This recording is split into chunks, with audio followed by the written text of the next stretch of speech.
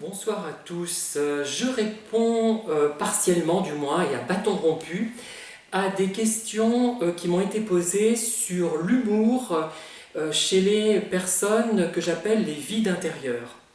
Alors, il y a l'humour dont elles font preuve et l'humour qu'elles reçoivent, en fait.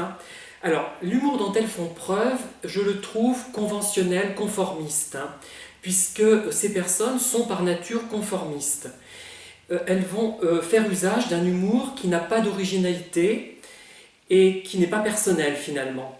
Et par ailleurs, j'ai remarqué une chose, surtout avec quelques messages que j'ai pu lire ces derniers temps, que c'était de l'humour, on va dire, scatologique littéralement. C'est toujours sale, ce n'est pas poétique, c'est bas, c'est lamentable en fait, ça n'a pas de portée élevée. Bon, l'humour n'est pas toujours de haute portée, mais c'est vraiment l'humour pipi-caca. Enfin, sans être méchant, je ne suis pas méchant là, je constate les choses simplement. Alors voilà, c'est ça, moi que j'ai remarqué récemment, c'est de l'humour soit conventionnel, dans le meilleur des cas, soit du pipi-caca, ou quelque chose d'incompréhensible, fait sur des jeux de mots, des choses bas de gamme ou difficiles à comprendre pour mettre la personne en difficulté, je pense. Et cet humour, il est là effectivement, souvent, pour rabaisser la personne sans en avoir l'air parfois même, pour l'amoindrir, mais tout en ayant l'air de l'amoindrir de façon gentille, et ce n'est pas le cas. D'autres sont moins subtils, vous avez peut-être pu le constater si vous avez lu certains types de messages sur Internet, je ne vous dirai pas forcément lesquels, il y en a un peu partout, des messages de personnes qui sont vides intérieurement, et je sais pas, ce n'est pas élevé. Alors l'humour par contre qu'ils perçoivent eux, j'ai remarqué qu'ils comprennent l'humour basique, l'amour des beaufs finalement, pas très futé, ça ils le comprennent. Mais dès que c'est un humour qui est décalé, qui sort un peu de l'ordinaire, ils ne parviennent pas à comprendre ce qu'on leur dit. C'est incroyable. Mais ça, et pourtant, des gens qui ont fait de hautes études, sont agrégés, qui ont fait des bacs plus 4, bacs plus 5, bon, on peut supposer qu'ils ont un minimum d'intelligence, de compréhension. Non. La plupart du temps, non. Il m'est arrivé de plaisanter, même lourdement, et la personne était interloquée, ne comprenait pas. Effectivement, elle ne comprenait pas l'originalité, la créativité.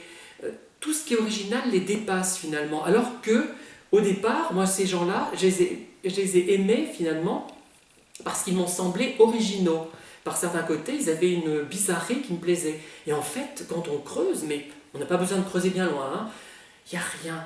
C'est triste, moi je ne dis pas ça pour les enfoncer encore plus, puisqu'ils sont déjà assez enfoncés, les pauvres finalement, mais c'est triste, il n'y a rien au niveau humour. Il n'y a rien à tout niveau, c'est pareil, on peut faire le même topo, et l'humour qu'ils utilisent, il est de nature sarcastique pour faire du mal à autrui, et ils refusent qu'on se moque d'eux, par contre, gentiment même. Ça ne passe pas. Ou alors, il faut vraiment le faire très gentiment et qu'ils comprennent. Ils ne comprennent pas, c'est ça qui est fascinant. Ce qui est fascinant, c'est qu'une intelligence même élevée, sans la sensibilité, sans ce qu'on appelle la sensibilité, je ne saurais pas la définir précisément, mais vous voyez ce que c'est, quelque chose qui... Des gens qui sont vite touchés par une musique, par une situation, par des paroles, pas toujours, moi parfois je suis insensible dans certains cas. Eh bien ça manque, une fois qu'il manque cette dimension à une personne, la personne perd tout véritable intérêt pour les autres au niveau communication.